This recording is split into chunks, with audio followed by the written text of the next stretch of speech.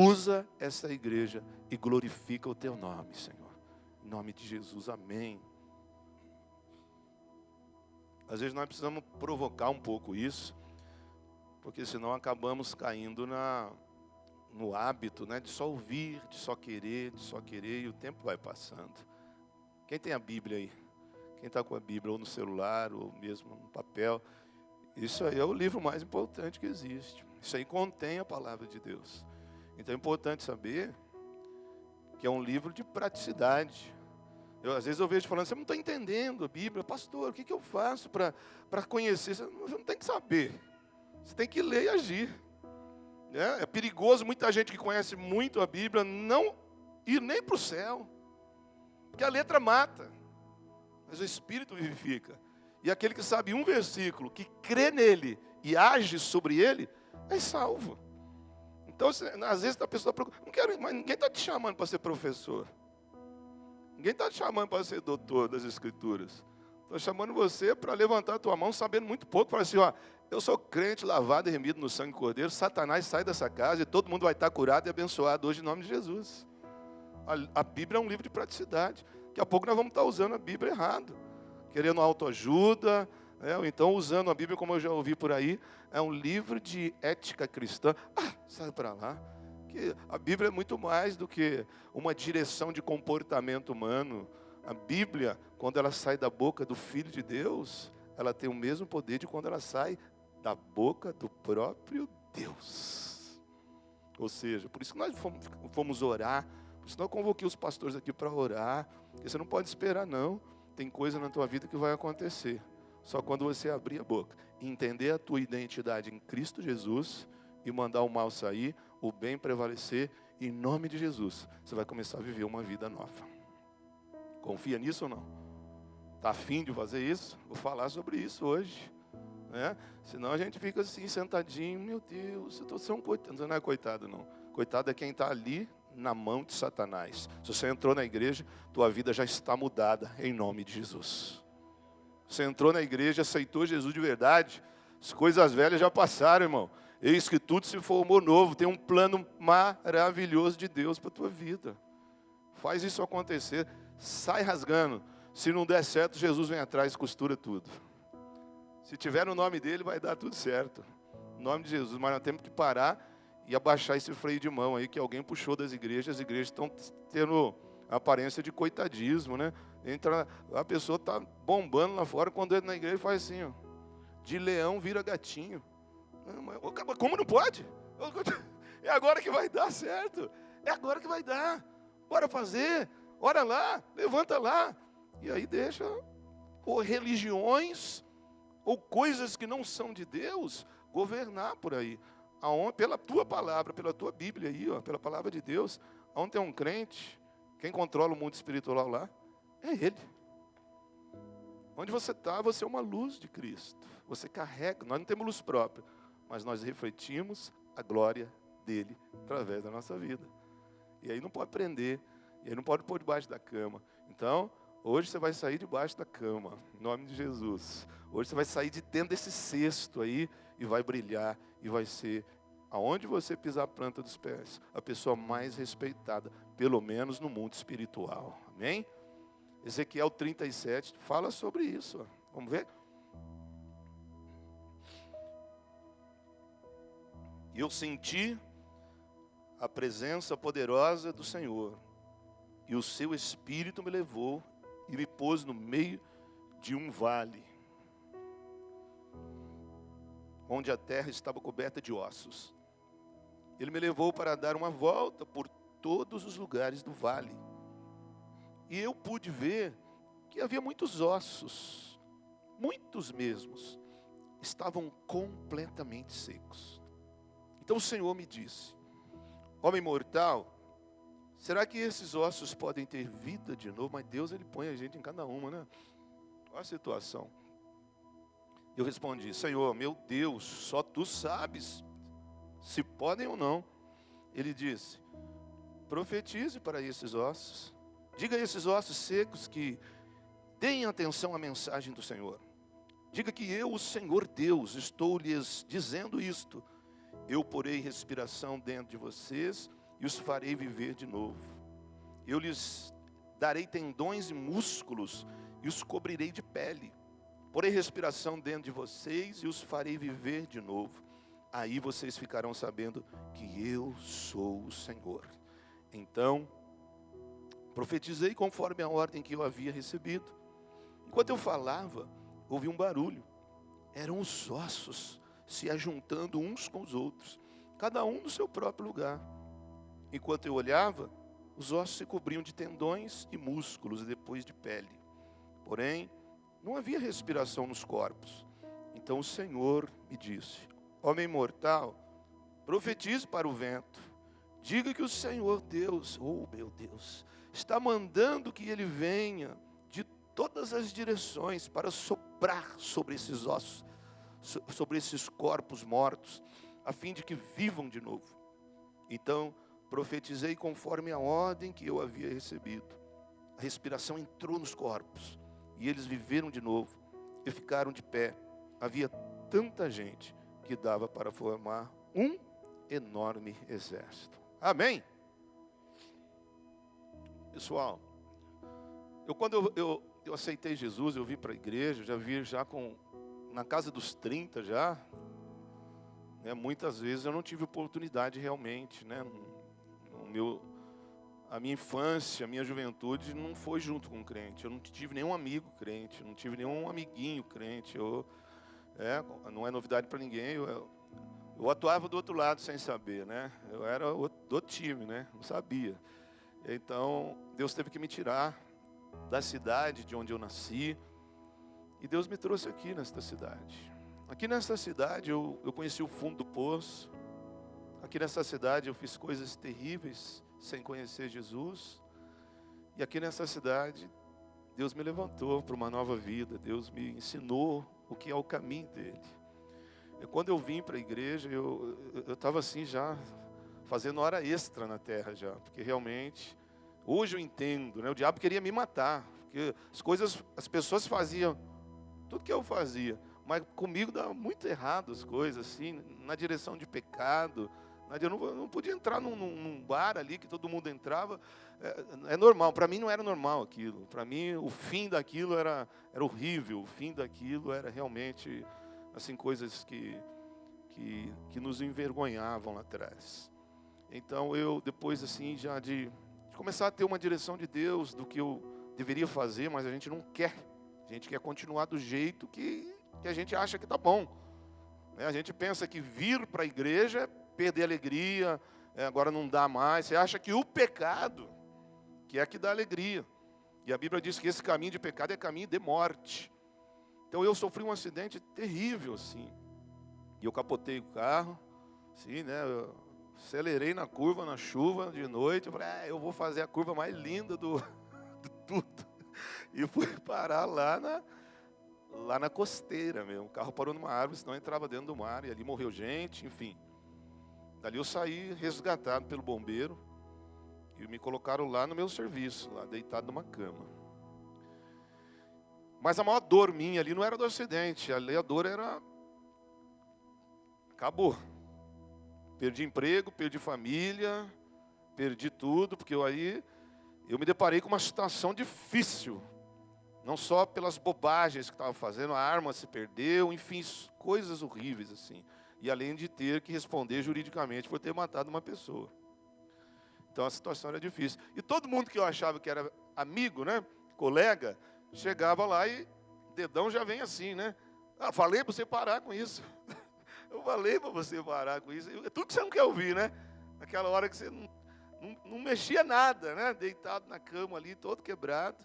E as pessoas, falam, poxa, por favor, eu estou na UTI, gente, alguém me fala alguma coisa. Então todo mundo que chegava falava, falei, mas você não falou nada. Pelo contrário, você falou, e aí, vamos sair hoje, vamos fazer? Nada. Então todo mundo vinha assim e apontava o dedo. Mas, no meio de várias visitas ali que não foram enviadas por Deus, veio aquela pessoa que você nunca liga para ela. Aquela pessoa que você trabalhou com ela a vida inteira, eu chegava assim, acho que eu não era endemoniado, não, era só azedo, só amargo, só. Não era demônio aquilo, não. Era só ressaca, né, Gilmar? Eu chegava na segunda, depois de 3 dias, 3 noites assim, sem dormir. Eu não estava feliz, só isso. Né? É isso que as pessoas falam, nunca admite, né? E tinha um crente lá que chegava cantando. Para com essa música, para com isso. Nossa, que coisa, não quero ouvir nada. Justamente esse cidadão do céu foi o único que sentou na minha cama. Ele olhou para mim e falei, lá vem outra paulada, né? Eu acho que eu não vou sair vivo daqui hoje. E ele falou, Ronaldo, se Deus não permitiu você morrer, morreu gente lá. E você que era o principal, que também foi lançado fora do carro, igualzinho a pessoa. Deus ainda tem um plano para a tua vida. Aí o plano se Deus não permitiu você morrer, pensa comigo. Se Deus não permitiu você morrer, é porque ainda dá. É porque ainda tem jeito, porque Deus é o dono de tudo. Deixa eu ler aqui um texto para você.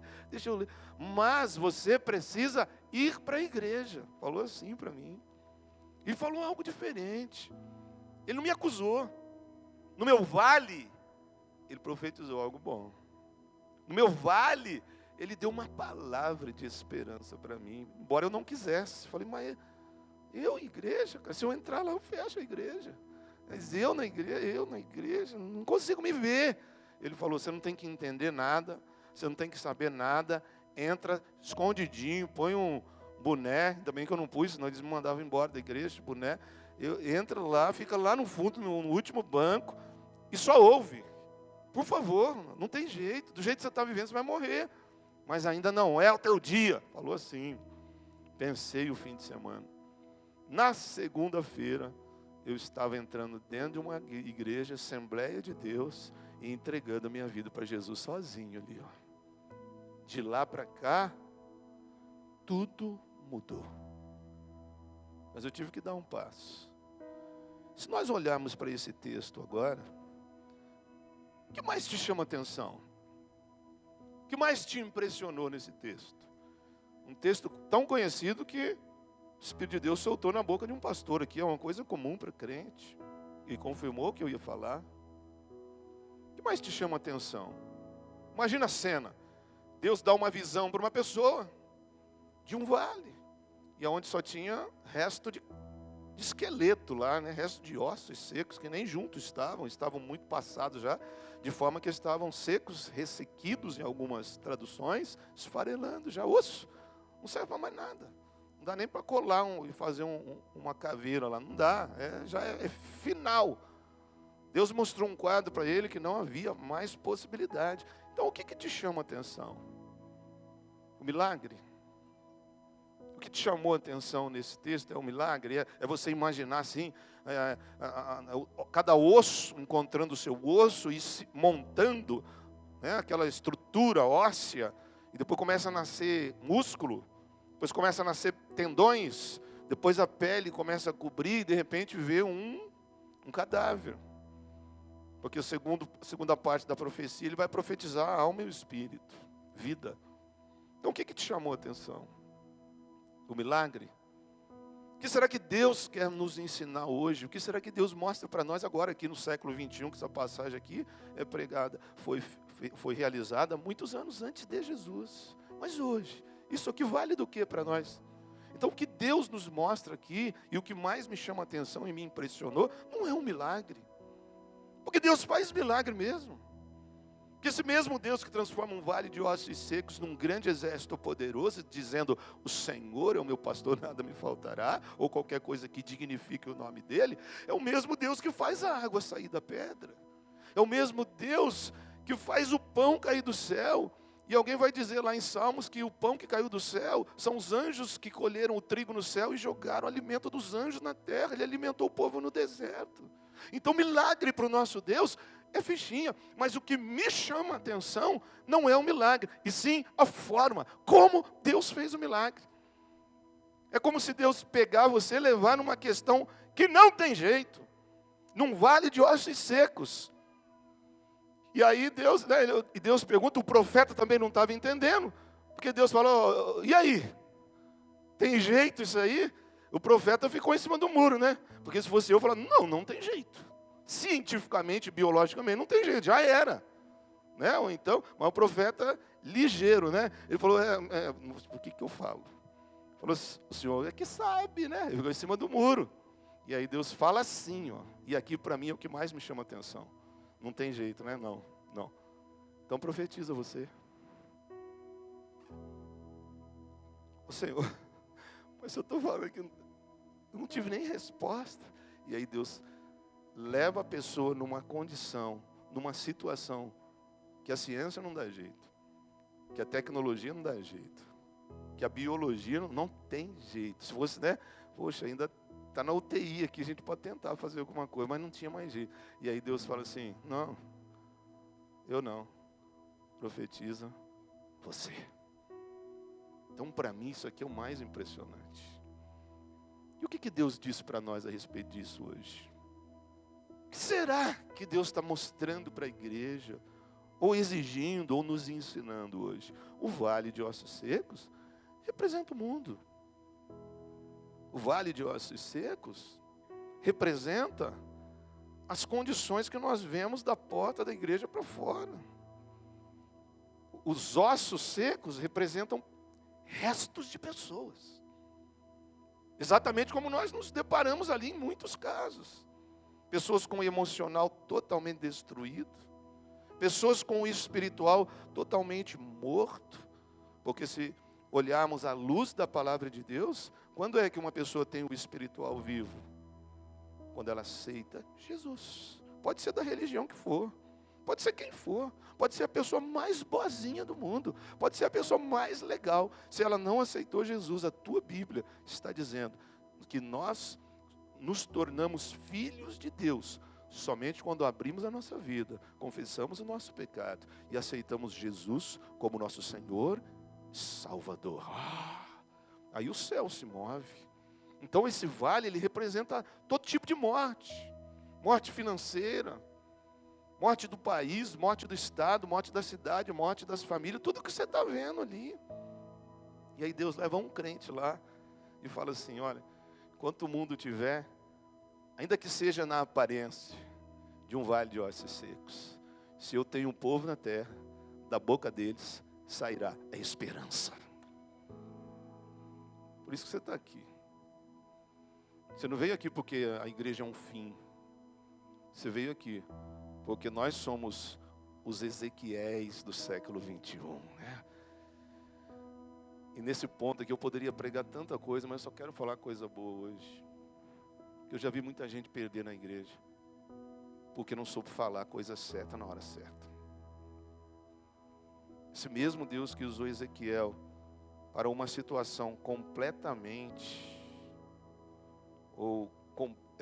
totalmente fora de qualquer tipo de ação para que aquilo fosse mudado, é o mesmo Deus que nós adoramos aqui hoje e que nós deparamos muitas vezes com situações perdidas ali fora e muitas vezes ao invés de fazermos aquilo que a Bíblia nos ensina, não só nesse texto, como na Bíblia inteira, a gente acaba reclamando, desistindo ou então tecendo um comentário para poder destruir de vez aquele negócio.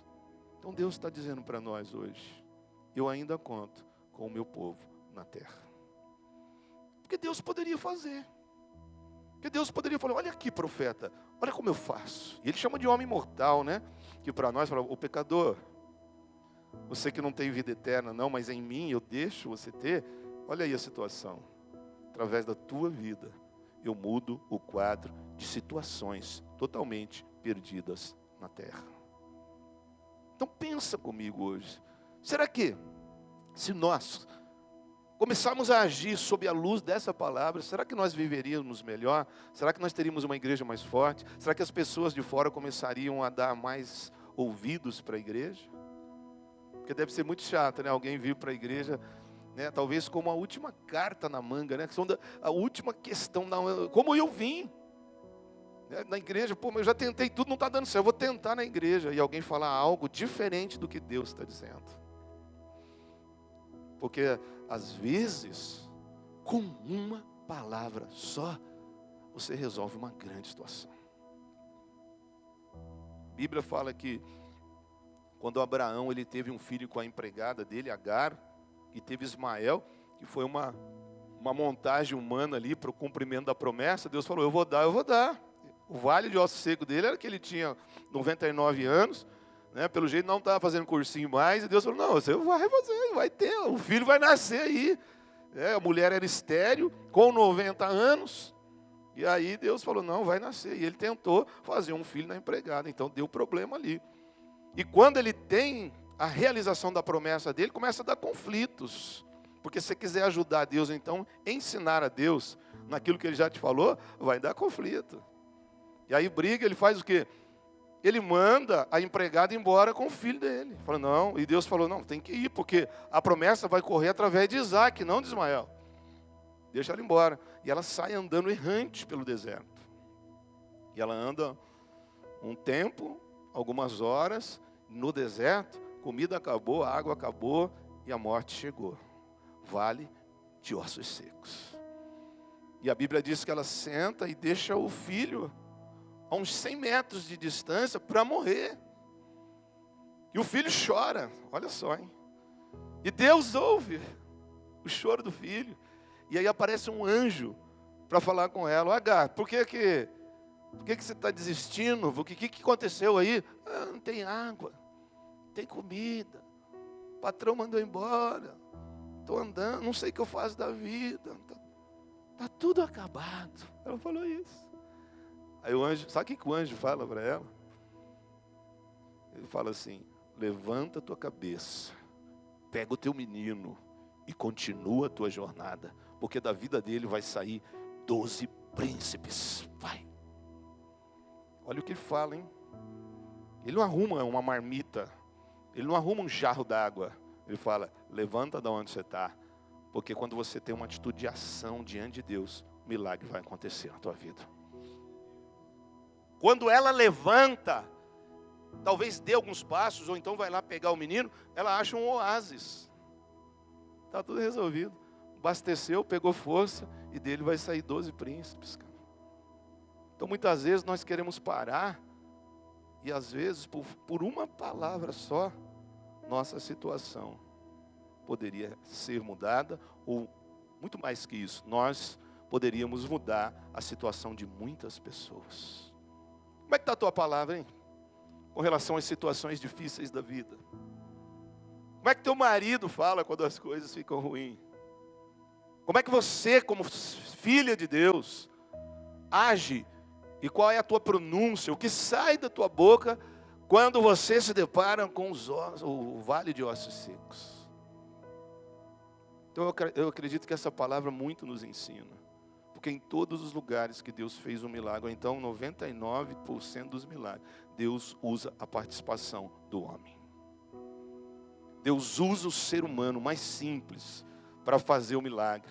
E muitas vezes ele tem que se levantar, ele tem que agir, ele tem que levantar a mão, ele tem que profetizar. Em nome de Jesus, se você começar a entender o que Deus está te falando hoje, essa mesma semana, esse vale de ossos secos vai se transformar num grande exército. Aquilo que estava morto vai começar a receber vida pela palavra que vai sair da tua boca, em nome de Jesus. É isso que Deus faz. Porque como seria diferente?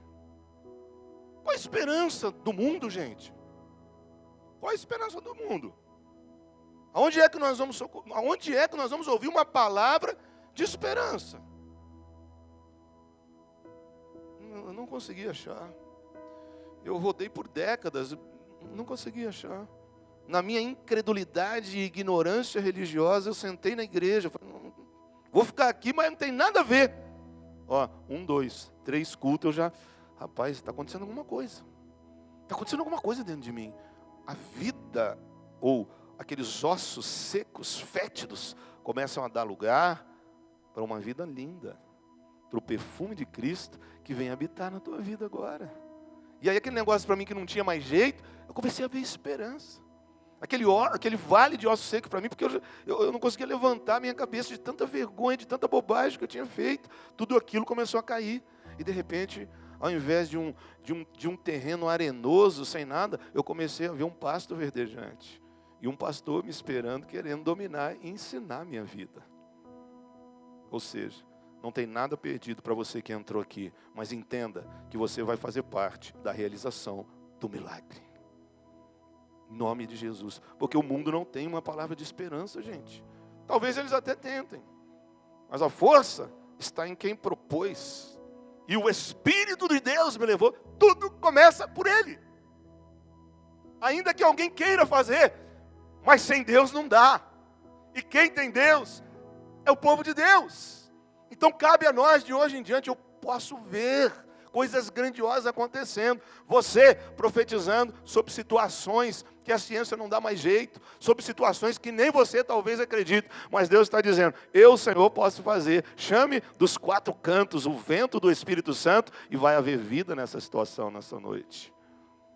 É assim, acabamos de sair da pandemia, gente, judiando dos comerciantes que até agora não se recuperaram, estão começando a respirar. Olha a situação do mundo. Todos os dias o Brasil chegou a mais de 3.000 mortes por dia. Estava depressivo aquilo. Algumas redes televisivas aí eu já nem estava assistindo mais, porque estou ficando doente de assistir isso. Por quê? Só palavra de maldição. Só palavra ruim. Só palavra ruim. Daqui a pouco você está falando aquilo também. Falando, não quero mais assistir esse negócio, não. Vamos assistir o futebol, vamos assistir outra coisa aí, porque só fala coisa ruim. Está me dando nojo. Olha o poder da palavra. Tanto para o lado bom, quanto para o lado ruim. Nós somos um mundo pós-pandêmico. Agora tudo está restaurando. Você acha que Deus está acabando com o mundo? É agora? Não tem uma grande colheita de almas a ser feita? Primeiro, nós sabemos que a esperança de quem conhece Deus não é no mundo. Nós somos peregrinos e forasteiros, estamos de passagem aqui. O que nos aguarda é o céu. O que nos aguarda é a Jerusalém. Não ali em Israel, mas a Jerusalém celestial. Mas até lá, ainda tem muita coisa para se viver. Não é Apocalipse ainda não.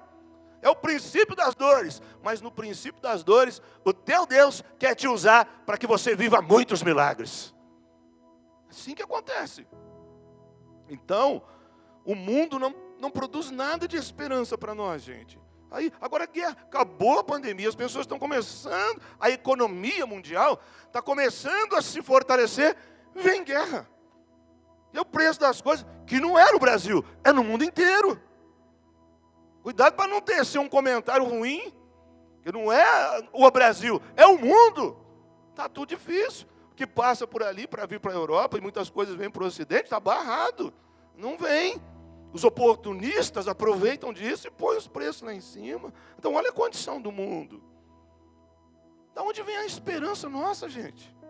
Olha o anestesista. Vocês acompanharam? Que absurdo. Uma pessoa que estudou na faculdade de medicina, uma pessoa que você pode confiar, que aumenta a dose da anestesia ali, apaga a mulher, ele faz aquilo. Poxa, gente. Nós vamos confiar onde? Um policial que rouba? Um policial que abusa de uma mulher ali na madrugada? E agora um médico? E aqui hoje à tarde, acabei de saber, 5 horas na Martins de Sá, morreu o jovem. Estão sabendo? Que tomou 3 tiros aqui na tua cara. Estava lá, um jovem. Para nós, não importa quem é, não importa o que estava fazendo lá, mas sim o que Jesus falou. Como estava a vida antes da morte. Do que foi? Foi acidente? Foi tiro? O que foi? Jesus falou, não importa o jeito que a pessoa morresse, se uma torre caiu em cima dele, ou se foi Pilatos que matou eles no meio do culto. Para nós, ou seja, para o céu, importa a situação dessa vida antes da morte. Tinha o nome no livro da vida. Então, de onde virá uma palavra de esperança para nós? Se no mundo é isso que você vê. E eu vejo Deus olhando para a igreja. Não vai sair do quiosque. Não vai sair de quem está andando armado, procurando uma ocasião para matar alguém. Vai sair da tua vida, da minha vida, da nossa vida. Deus espera que a igreja comece a profetizar coisas boas. Tem tanta referência de gente que morreu na Bíblia. porque não falou do jeito que Deus mandou. Nós vemos um povo inteiro morrer, gente. Uma geração inteira morrer, cheia de promessa. Que Deus fez um milagre de tirar eles do Egito ali. Algo maravilhoso, espetacular aconteceu. Eles já estão indo. Não recebem mais chicote nas costas. Estão vivendo abaixo de milagres. Estão caminhando em direção à promessa de Deus. E aí morre tudo aquilo. Aí eles traficaram droga lá? Não. Eles fizeram um monte de fornicação lá? Não. Sabe por que morreram? Porque falaram o que Deus falou para não falar. Só 2 entenderam. Não, gente, vai dar sim, vamos lá. Profetizando no vale, profetizando em situações difíceis. E aí o resto falou, cruzou o braço, falou, não dá não, eles são mais fortes. Imagina, quer dizer, eles mataram a fé. Eles mataram a promessa. Então eu entendo quando um cidadão do céu, aqui na terra, filho de Deus, um cristão, quando ele não fala o que Deus mandou falar, ele está matando a fé dos outros. Aí Deus falou, é isso que vocês estão... Eu estou falando que eu vou derrubar o gigante. Eu estou falando que no grito, vocês vão derrubar a muralha. Vocês vão profetizar no vale. Estou falando que não importa o concurso que você vai participar, sou eu que vou te colocar lá dentro. Que não importa a circunstância da tua família, da tua descendência. Você precisa entender que em mim eu posso te fazer mais do que vencedor, porque eu ainda sou o dono do ouro e da prata. Mas depende do que você fala. Porque palavras são sementes. E tão logo lançadas, vão gerar frutos. E esse povo, por falar o contrário que Deus mandou, Deus falou assim, não aguento mais. Ó, vai morrer tudo, porque eu não posso trabalhar na vida de gente que não profetiza. E quando eu estou falando profetiza, eu não estou falando para você fazer igual os profetas, não. Eu estou falando cada dia, dia a dia, uma palavra de esperança. Uma palavra de desafio. Uma palavra de que não vai dar mais certo. E um crente se levanta e fala, pois assim diz o Senhor, vai dar certo sim, porque a história ainda não chegou ao fim. É isso que Deus espera, gente. Você que está aqui hoje, se não aceitou Jesus, daqui a pouco vai fazer. Você que está aqui, que tem uma semana de crente, você é a esperança dessa cidade. Você é a esperança do céu na terra. Estudando isso aqui, eu descobri que o exterminador do futuro não é o Arnold Schwarzenegger. Exterminador do futuro não são as dificuldades. Exterminador do futuro é aquele que está do teu lado, vendo uma situação difícil e não fala uma palavra de bênção para você. Porque eu entendo que se nós nos calarmos diante de situação difícil, nós vamos estar concordando com aquela situação difícil ali. Imagina a situação do profeta. Ô Ezequiel, e aí? Está embaçado aqui, esse osso seco, não dá, né? Mas, e aí Deus dá uma ordem para ele, imagina, vou passar vergonha, Senhor. Mas, vixe, eu vou falar, mas vou orar, e se não der certo? Coisa que acontece no teu dia a dia, mas eu vou orar, mas estou vendo o cara reclamar que ele está indo para o divórcio. Estou vendo o meu próprio patrão reclamar que as coisas não estão bem. Cara, eu posso falar alguma coisa. Eu posso falar alguma coisa. Patrão, fecha a porta, eu posso fazer uma oração aqui? É isso que Deus está mandando. Mudar o vale seco ao redor da tua vida. Nunca mais emprestar a nossa boca para falar que está perdido, até que você tenha certeza que Deus mandou falar. O Brasil precisa disso, gente. Será que eu estou profetizando sozinho, cara? Eu acho que eu amo ser brasileiro. Eu acho que eu já conheci outros países. Eu amo ser brasileiro. Tem gente que quer ir embora, né? Vai lá. Eu vi lá. E conheço pastores que vão lá direto, olhar a mão dos brasileiros. Que passear é bom, é melhor você passear. Mão calejada, gente. Para ganhar o que vai ganhar mais aqui, ó. Escute isso. O Brasil vai ser país de primeiro mundo, porque eu tenho que profetizar no vale dos ossos secos. Eu não posso acreditar em outra coisa. O Brasil nunca esteve tão perto disso. Porque depois que tudo estiver bom, não adianta você chegar para profetizar. É agora. E a igreja está aqui, ela está no Brasil para profetizar. Nós sabemos que tem uma profecia aqui, ó, para que o Brasil viva o maior avivamento, o último maior avivamento da terra. Vai acontecer, e nós vamos fazer parte disso. Vocês estão sabendo o que vai acontecer com o Porto de São Sebastião? Vocês estão sabendo? Eles estão alargando a estrada, então o mundo está vendo, e a igreja não pode estar assim. Milhares de empregos serão abertos. A prosperidade vai chegar aqui na tua cara. E Deus está dizendo, profetiza, cara, o que eu vou fazer? Profetiza. A igreja não é colocada em lugar nenhum para pisar sobre o vale de ossos secos. É no Espírito, é voando, é profetizando e vendo o milagre de Deus. Agora, nós chegamos num ponto que é só corajoso que está fazendo isso. No nome de Jesus. E eu te pergunto, o que Deus mandou fazer? Deus desafiou o profeta a quê? A concordar com a situação ou mudar a situação? Deus desafiou o homem dele, que era o único que ele tinha, ele podia usar, a concordar com aquilo, a deixar, não, consolida isso aí, ou Deus falou para ele, muda o quadro da situação. Pensando nisso, quantas coisas poderiam hoje já estar mudadas na tua vida? Então eu vou dar 30 segundos daqui a pouco para nós pedirmos perdão. Por muitas vezes, antes de profetizar, primeiro dá uma palavra nossa. Dá o diagnóstico da maldição. Não sei. Daí o Espírito Santo incomoda, né? Daí você vai lá e quer consertar, mas daí você já liberou aquela palavra. Aí mistura tudo. Tu sabe, Senhor.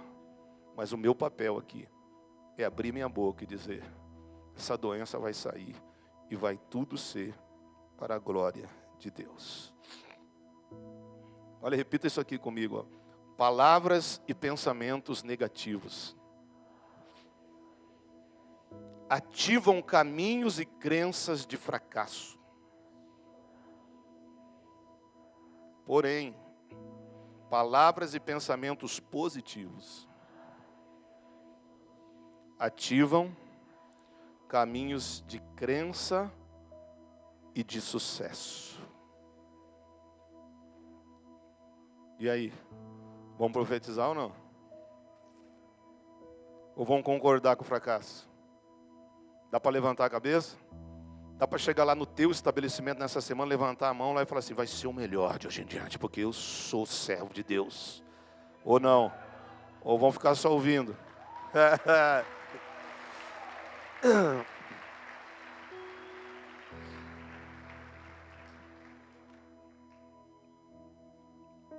Você sabe que nessa revelação eu fico estudando aquilo que Deus manda fazer. Deus me dá o tema de falar, depois Ele desenvolve o que precisa falar. Sempre vem uma revelação junto, e veio a palavra ingratidão. Falei, Deus, mas falando profecia, tudo, e Deus me mostrou o seguinte. Às vezes as pessoas são ingratas. E a ingratidão, ela tira toda a promessa de Deus na vida de pessoas. O que é ingratidão? A ingratidão é uma pessoa ser infiel a outra pessoa que investiu nela. Essa é a diferença. Não é traição. A ingratidão, ela requer um investimento financeiro. Então uma pessoa se torna ingrata com alguém que investiu nela. Por exemplo, quando alguém paga uma faculdade para alguém, e depois a pessoa que recebeu isso, nem liga, nem honra a pessoa, quando há um investimento. Tinha uma mulher na igreja, vou contar, nós vamos orar. E ela vinha assim, pedir para um pastor. Pastor, ora para mim, porque a gente está passando uma situação muito difícil, o meu marido está fazendo faculdade de Direito. Trabalha de dia, faz a faculdade à noite, está difícil, porque o senhor conhece a nossa situação, só ele que está trabalhando e não está dando para pagar. Então ela vinha, ela fazia paninho de prato, bordado, assim, por ela, e vendia para o pastor, vendia para as pessoas, para ajudar. Né? E o pastor, amém, que bom, irmão, isso mesmo, vai dar. O pastor profetizando coisa boa, vai dar. Um dia ela levou ele lá, rapaz grandão, fortão, bonitão assim. E o pastor tentou conversar, não conversou muito. Você que é o marido da irmã, né? Está aqui, quase não te vejo no culto, vem mais para o culto. Ele deu uma risadinha assim, fase da faculdade, mas domingo não tem faculdade.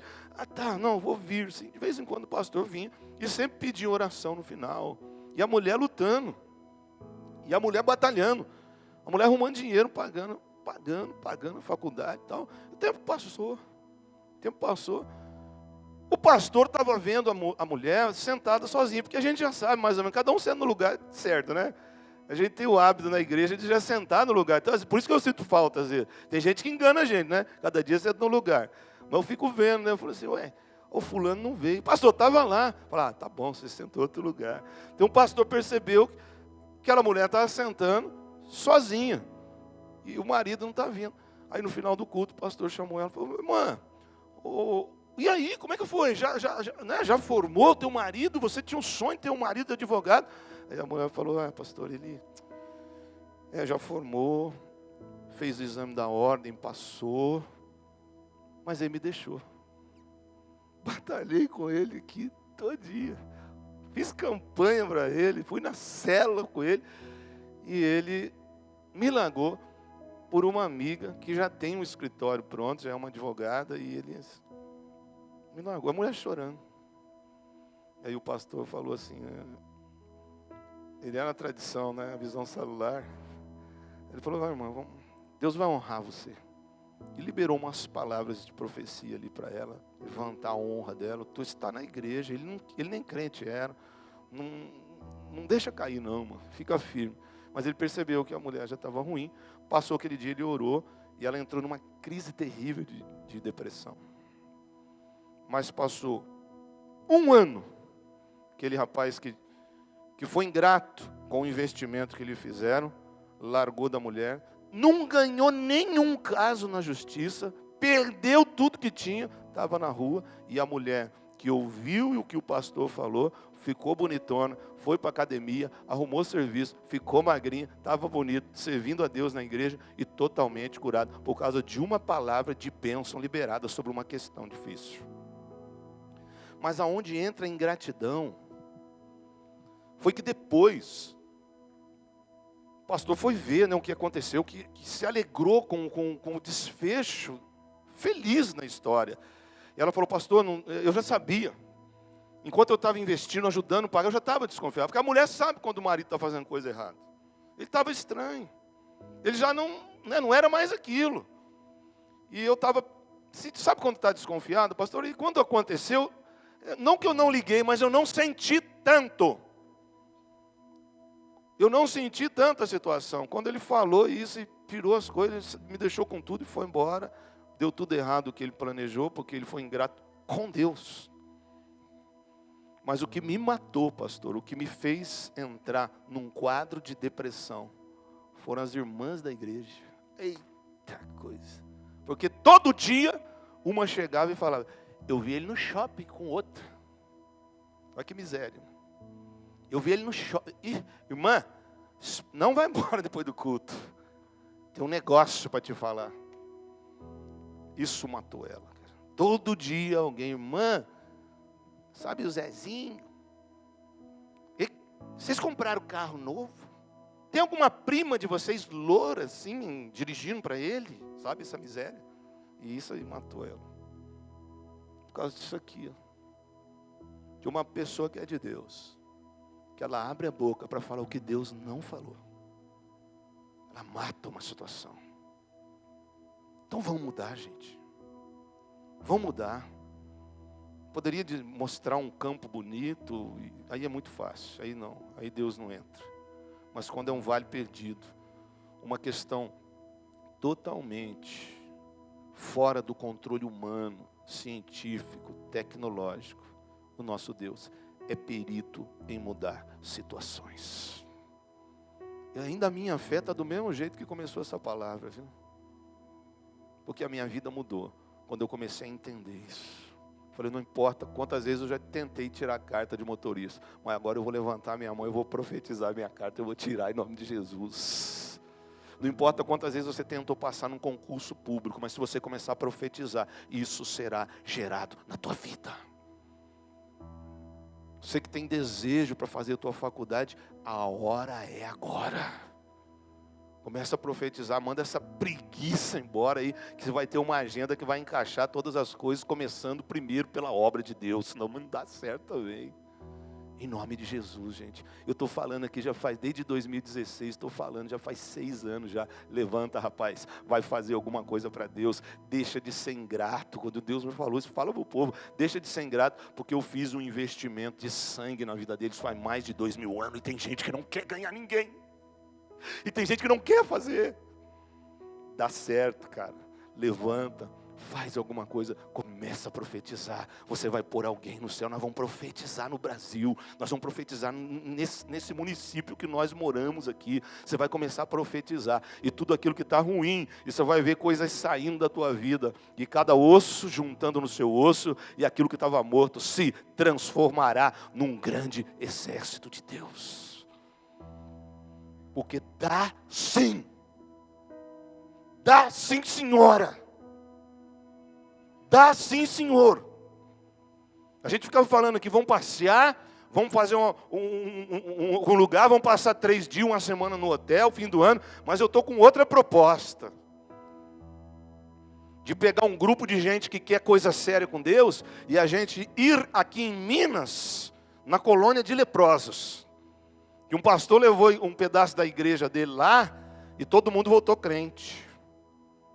Porque tem um monte de gente com saúde que não quer fazer. E lá, aqui pertinho, viu? Porque você conhece a lepra, né? A hanseníase. É uma doença que não dói, mas ela come o ser humano por dentro. Real, aqui, ó. Aqui em Minas, uma cidade perto. É uma doença que ela não dói, a pessoa não sente dor, ela não dói. Mas ela vai comendo as cartilagens por dentro. Ela vai comendo os ossos por dentro. Então, ele levou lá, ele falou assim, pastor do céu, eu, assim, converti 3 vezes no mesmo dia ali. As pessoas sem orelha, sem nariz, sem braço, sem perna. Toquinho de gente, falou. Pedaço de gente. E muitos crentes e falando assim, eu tenho Jesus e tudo está dando certo na minha vida.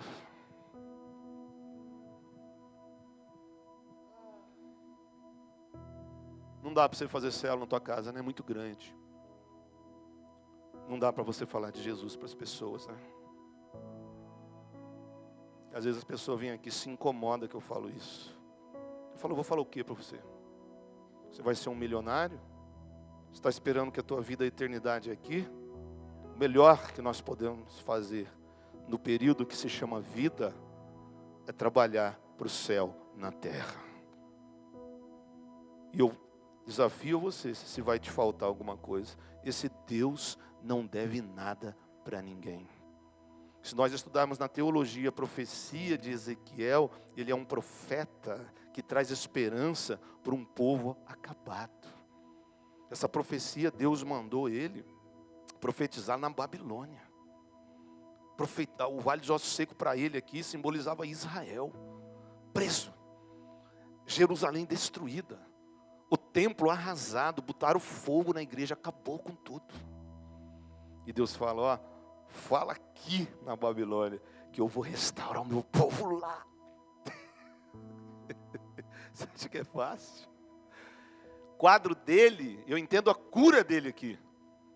Porque Ezequiel era um sacerdote honesto, mas ele foi preso, levado acorrentado para a Babilônia. Jeremias ficou lá, porque Jeremias era o profeta que profetizou a queda. Mas Ezequiel não era profeta, ele era um sacerdote que estava sendo preparado para trabalhar no templo. Mas agora, os babilônicos invadiram, arrebentaram tudo e levaram o povo de Deus escravo. Então o ministério dele entrou em conflito. Ele falou, pô, eu estou sendo levado amarrado. Eu fui honesto na igreja.